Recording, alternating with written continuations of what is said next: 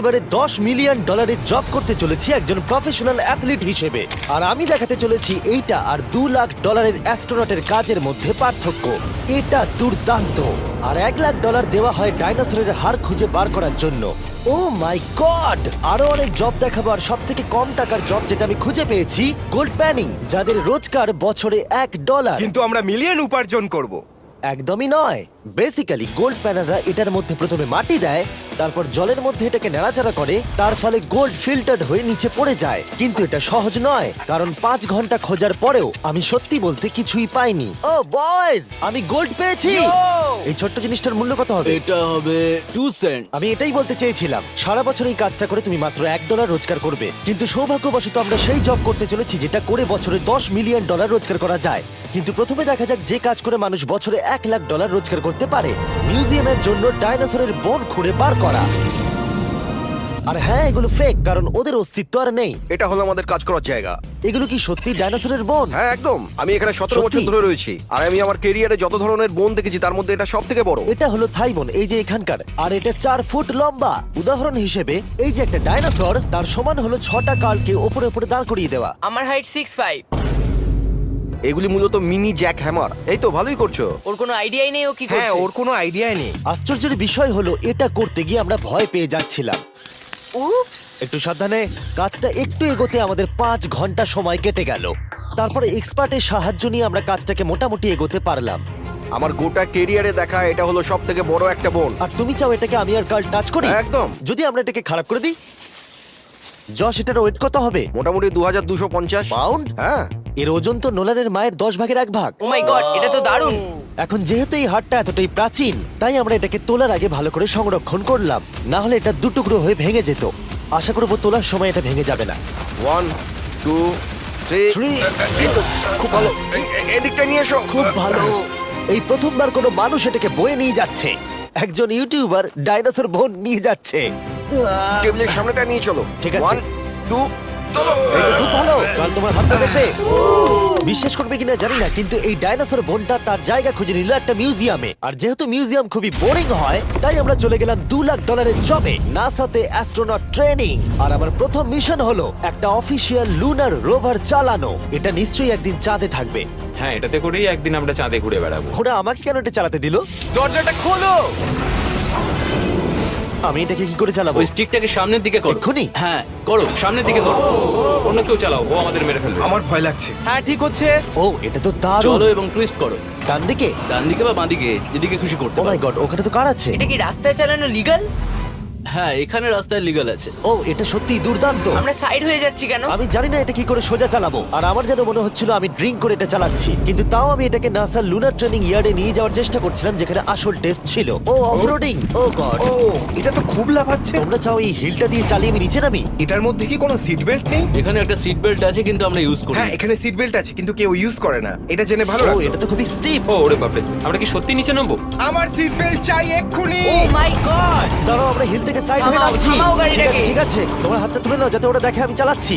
আরে ও তো সত্যি তুলে নিল। ঠিক আছে, আমি আরে- উঠে যাচ্ছি, নিককে না, দিচ্ছি। না, না, না, দাঁড়িয়ে এখানে পড়ো। বসো। না। আমরা কি ফ্রেটারে সাইড হয়ে নামবো? ধরো আমাকে কাল। ধরো আমাকে। ল্যারান, আমি বলতে চাইছি তুমি চাঁদে কিন্তু সার্ভাইভ করতে পারবে না, না। আমি নিশ্চয়ই পারবো। এর পরের ট্রেনিং এ নাসা আমাকে দেখালো তাদের বিশাল স্পেস ফেসিলিটি। ওরে বাবারে, এটা হলো পৃথিবীর দ্বিতীয় বৃহত্তম পুল। সত্যি কথা বলতে মনে হচ্ছিল ওরা আমাদের কি ট্রেনিং দিচ্ছে, বিশেষ করে যখন আমাদেরকে স্পেস স্যুট দেখানো হলো। আমি যতদূর জানি তুমি একটা স্পেস স্যুট পরলেই তুমি অ্যাস্ট্রোনট হয়ে যাবে। কিন্তু এর মধ্যে একটা গন্ডগোল আছে। স্পেস ওয়াকে তোমাকে কি ডায়পার পড়তে হয়? তোমাকে 12 ঘন্টা স্যুটটা পরে থাকতে হবে। ওয়াও, এই নাও। এটা সত্যি একটা অ্যাডাল্ট ডায়পারের মতো। ওকে, আচ্ছা, একটু সাবধানে। হ্যাঁ। এটা হাতে তৈরি করা। এটা পরে কিন্তু অনেকবার স্পেসে ঘোরা হয়েছে।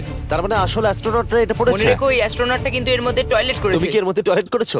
আমি না, এই স্যুটটা নয়। ঠিক আছে। ওকে, আমার পরের মিশন কখন শুরু হবে তুমি এখন থেকে 1 বছর পর কি করবে? ভেবে দেখতে হবে। ওকে ওকে। আমার ট্রেনিং এর ফাইনাল স্টেপে সবথেকে দুর্দান্ত জিনিসটা আমি করেছিলাম।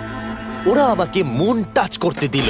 না না, এটাকে জোরে টানতে হবে। এটার ওয়েট 9000 পাউন্ড। এটার ওয়েট 9000 পাউন্ড। ভাই, দারুণ। পৃথিবীর মধ্যে এটা সব থেকে বড় চাঁদের পাথরের কালেকশন। আমার বিশ্বাসই হচ্ছে না এটা আমি করতে যাচ্ছি। তুমি এখন জানলে আমাদের ইউটিউব চ্যানেল আছে। হ্যাঁ। ও মাই গড, এগুলো সোজা মুন থেকে নিয়ে আসা হয়েছে। তুমি আমাকে এটা ছুঁতে দেবে, তার কত পার্সেন্ট চার্জ আছে? 0। গতকাল আমরা একটা ডাইনোসরের ফসিল খুঁজে বার করেছি, তাই আমি এই বিষয়ে এক্সপার্ট। আমি এটা টাচ করি। না। চেষ্টা তো করলাম। এই যে মেটেরিয়ালটা দেখতে পাচ্ছ, এটা হলো আসলে লুনার সয়েল। ও মাই গড তুমি এখন চাঁদকে ছুঁয়ে ফেললে।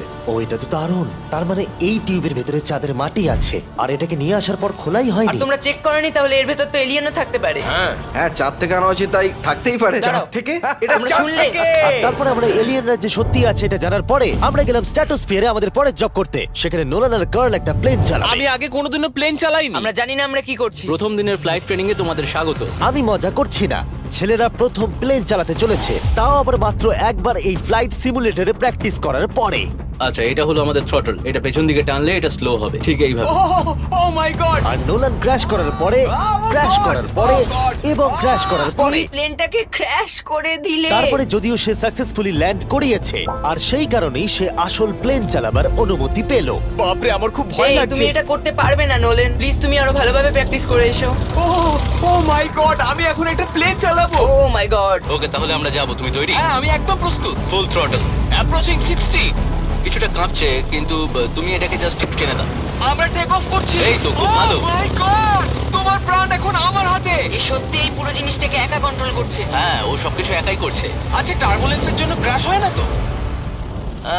কি বলি? এটা দেখো, আমি এখন ডান দিকে যাব। চলো। ডান দিকে চলো। ও মাই গড, আমরা হেলে যাচ্ছি। আমার বিশ্বাসই হচ্ছে না এটাকে আমি কন্ট্রোল করছি। হাত ছেড়ে দিয়েছি। এরম করো না, ও মাই গড। তুমি কি পাগল? আমি তোমাকে মেরে ফেলবো। ঠিক আছে, আমরা ওখানে যাব, তারপর ফিরে এসে ল্যান্ড করব। ও মাই গড, এবার কি হবে? এই একটাই জিনিস যেটা সব মানুষের কাছে বড় চ্যালেঞ্জ। ঠিক আছে, এবার আমি নামছি। আমার মেন্টাল হেলথ এখন একদম ঠিক নেই। এই জায়গাটায় আমি সব সময় সিমুলেটরে ক্র্যাশ হয়ে যাচ্ছিলাম। ও গড। আমরা এখন ওই রানওয়েতে ল্যান্ড করতে চলেছি। ও মাই দাঁড়াও, গড। দেখো আমরা মাটির কত কাছে, তাই না? ধরে রাখো, ধরে রাখো, নিচের দিকে করে সোজা ধরে রাখো। ও মাই গড। সাবধানে থ্রটলের উপর হাতটা রাখো। তোমাকে এটা পেছনে টানার জন্য অপেক্ষা করতে হবে। দীর্ঘ নিঃশ্বাস নাও। এবার আমরা নামছি। আমরা নেমে পড়েছি। করে ফেলেছো ভাই। আমি একটা প্লেন ল্যান্ড করালাম। ও মাই গড। ও বলছিল আমি পারবো না, কিন্তু আমরা এখনো বেঁচে আছি। তুমি আমাকে মেরে ফেলোনি। আমি সত্যি অবাক হয়েছিলাম যখন আমি শুনেছিলাম বছরে $1 মিলিয়ন রোজগার হয় হ্যান্ড মডেলিং এ। কিন্তু সেটা তখনই হবে যখন আপনি পৃথিবীর হাইস্ট পেড হ্যান্ড মডেল হবেন। এ একজন ডাক্তারের থেকে 5 গুণ বেশি রোজগার করে লোকেদের নিজের হাতের ছবি দেখিয়ে। আর এ অনেক কাজ করে। আপনারা যে সমস্ত ব্র্যান্ডের নাম শুনেছেন মোটামুটি সব ব্র্যান্ডের হয়েই কাজ করেছে।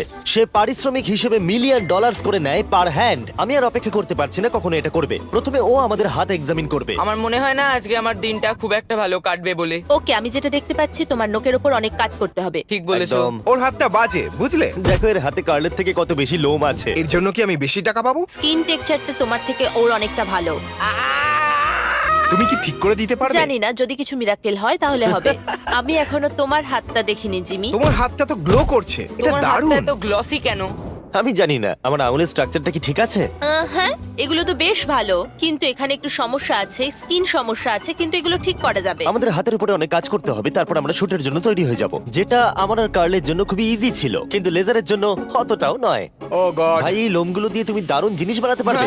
এই চুলগুলো আমার সঙ্গে সারা জীবন ছিল, কিন্তু চাইলেই এর সাহায্যে $1 মিলিয়ন উপার্জন করতে পারো। আর এখন যেহেতু আমার হাত আগের মতো নেই, তাই আমরা একটা ম্যাগাজিনের জন্য মডেল হতে পারলাম। এই ছবিগুলো সারা আমেরিকায় বিলবোর্ডেতে দেখানো হবে এই ওয়াচগুলো প্রমোট করার জন্য। এটা কিন্তু খুব কঠিন। হ্যাঁ, আর বেশি চাপ নিও না। ওকে, মানে ঘড়িটাকে দেখতে ভালো লাগছে।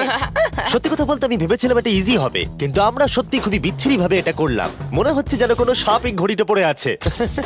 ভাই এটা খুবই শক্ত। তুমি একবার করবে, এটার সাথে পার্থক্য দেখবো। ও কি দুর্দান্ত। তোমার হাত নড়েনি তাই প্রোডাক্টটা দারুণ দেখা যাচ্ছে। ভালো মডেল হওয়া মানে একটা ঘড়ি পরে নিলাম তাই নয়, মাঝে মাঝে মডেল হিসেবে তোমাকে অদ্ভুত জিনিসও করতে হয়। তুমি ভয় পাচ্ছ কেন? কারণ অফ ক্যামেরাতে হাতে একজন সাপ আরে ধরে ভয় পাওয়ার আছে। কি আছে? চিন্তা করো না কার্ল, চিন্তা করো না। ওর হাতটা এখানে রাখো যাতে ওর মাথাটা একটু সাপোর্ট পায়। হ্যাঁ একদম। এর মাঝে আমি একটা জিনিস ঢোকাতে চাই, সেটা হলো ইমোর্টালস অফ অ্যাভিয়াম। এর এই ভিডিওর স্পন্সর। একটু এখানটা ধরো। হ্যাঁ ঠিক আছে। এখন এই মডেলিং করছে একটা ওয়াচ, একটা স্নেক আর এই গেমটার। ও এটা দেখো, এটা দুর্দান্ত লাগছে। ইমর্টালস অফ অ্যাভিয়াম হলো একটা ফার্স্ট পার্সন ম্যাজিক শুটার, যেখানে তুমি জ্যাক নামের একজন প্লেয়ার হিসেবে এই পৃথিবীকে বাঁচাবে গার্ল। ও কি আমাকে বাঁচাবে? এবার আমি চাই তুমি এই গেমটার এক্সবক্স ভার্সনের মডেল হও, একটা স্করপিয়ন নিয়ে। না ভাই, এই দেখো তুমি ঠিক এটাকে এইভাবে ধরবে। আচ্ছা এটা হাতে ধরাটা সেফ তো? হ্যাঁ, একদম ঠিক আছে, একদম। নাও নাও নাও, যা বলার বলে দাও, Okay, বলে দাও, আর তো ফটো তুলে ঠিক নাও। আছে, তুমি এই গেমে ডিফারেন্ট টাইপের 25টা ম্যাজিক স্পেল পাবে আর 80টা ডিফারেন্ট ট্যালেন্টকে আনলক করতে পারবে নিজের ক্যারেক্টারকে কাস্টমাইজ করতে। ইমমর্টালস অফ অ্যাভিয়াম এই ফটোটাকে পছন্দ করবে কার্ল? ইমমর্টালস অফ অ্যাভিয়াম আশা করি পছন্দ হবে। কার্ল, আর কিছুক্ষণ এটাকে ধরে রাখো, তারপরেই আমরা এনএফএল প্লেয়ার্স হয়ে যাব। যারা ইমমর্টালস অফ অ্যাভিয়াম তৈরি করেছে তারা আরো অ্যাওয়ার্ড উইনিং গেম তৈরিতে সাহায্য করেছে, যেমন হ্যালো, কল অফ ডিউটি আর ডেড আমার এই স্পেস। গেমগুলো দারুণ লাগে। ও, এটা তো নড়ছে। আর দারুণ জিনিস হলো ওরা আমাকে এই গেমের বস করেছে, আর যদি তুমি আমাকে মারতে পারো তাহলে এই গেমের যে কোনো বসের থেকে বেশি গোল্ড পাবে। ও না আরে চিন্তা করো না, আরে ওর ভয় দিকে পেও না। তাকিও না। ইমমর্টালস অফ অ্যাভিয়াম এখন এক্সবক্সে ফ্রি ট্রায়াল দিচ্ছে, তার সাথে PS5 এও আর স্টিমেতেও ফ্রি ডেমো অ্যাভেলেবল মনে আছে। হচ্ছে তুমি যে আমার পারবে, ভেতর ঢুকে তুমি পারবে। গেছে নাকি হাতের তলায়। আমরা এতটাই বাজে করছিলাম যে একজন হ্যান্ড মডেলকে আনাতে হলো যাতে স্পন্সররা এই ফটোগুলোকে অ্যাপ্রুভ করে। ডেসক্রিপশনে দেওয়া লিংকে ক্লিক করো যদি তোমরা এক্ষুনি ইমমর্টালস অফ অ্যাভিয়াম খেলতে চাও। আমি আর হ্যান্ড মডেল হতে চাই না, আর যদিও আমাদের ফটোগুলো অতটা ভালো ছিল না তবুও গোটা দেশের বিলবোর্ডে সেগুলো স্থান পেল। আর এবার হলো শেষ কাজ, যেটার জন্য বছরে $10 মিলিয়ন রোজগার করা যায়। একদম ঠিক, আমি জয়েন করতে চলেছি লিটারালি NFL। এটা আমার একটা স্বপ্ন ছিল। যদি তোমাদের মনে হয় এটা ফেক, এই দেখো আমি সাইন করছি একটা রিয়েল কন্ট্রাক্ট, তার ফলে আমি বাকেনিয়ার্সের এখন রিয়েল প্লেয়ার আর ওরা আমাকে দেবে $10 মিলিয়ন।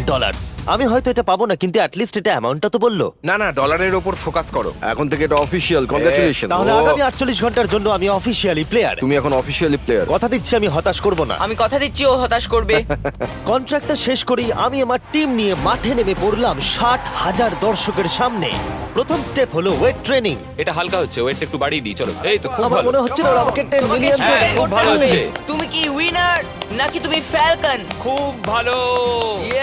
আমি লক্ষ্য করলাম NFL প্লেয়ার হলেই তোমাকে উৎসাহ দিতে সবাই চাচায়। আচ্ছা এই জিনিসটা কি তোমাদের টিমের সবথেকে স্ট্রং প্লেয়ার করে? দেখা যাক এটা আমি একবার করতে পারি কিনা। ওরা এটা 12 বার করে?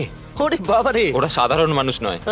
আমি চাইবো না ওরা আমাকে ধাক্কা মারুক। আরেকটা, চলো তুমি পারবে। ফুটবল। Easy! আরেকবার, কাম অন। NFL এত শক্ত কেন? তাদের টিপিক্যাল ওয়ার্কআউটের সাথে এটার পার্থক্য কতটা? অনেক বেশি। যাক, একটু মাথা ব্যথা তো দূর হলো। কিন্তু তোমাকে পরে ওগুলোই করতে ঠিক হবে। আছে। এরপরে আমি প্রথম প্র্যাকটিস করলাম টেম্পা বে বাকেনিয়ার্সের ট্রেনিং গ্রাউন্ডে। আমি দেখা করলাম আমার কোচের সাথে। কেমন আছেন? তুমি কেমন আছো? ভালো। আর আমার নতুন টিমমেটদের দেখা সাথে করে খুব ভালো লাগলো ভাই। আমার নাম শেখ। আমার তোমার ভিডিও খুব ও, ভালো সত্যি? লাগে। তারপর ক্যান্ডি বার আর হ্যাঁ কালকেও। আর আমার নতুন টিমমেটরা বিশ্বাসই করছিল না আমি সত্যি করে টিমে সাইন করেছি, তাই আমি আমার কন্ট্রাক্টটা ওদের দেখালাম। এটা একই তো যাতে তোমরা সাইন তুমি তো করেছিলে? দেখছি আমার থেকে বেশি টাকা পাচ্ছ গো। আমাকে এত কিন্তু তুমি দেওয়া হয় পড়লে না। দেখতে পাবে 48 ঘন্টার মধ্যে ক্যান্সেল না করলে কিন্তু ও, আমরা ক্যান্সেল হ্যাঁ। করে দেবো। দেখো এখানে যদি আরো আমি অনেক সঠিক কিছু বলি। লেখা আছে। যাই হোক অফিসিয়ালি তুমি এখন আমি আমাদের জানি, টিমে। Thank you. কিন্তু আমার তোমাকে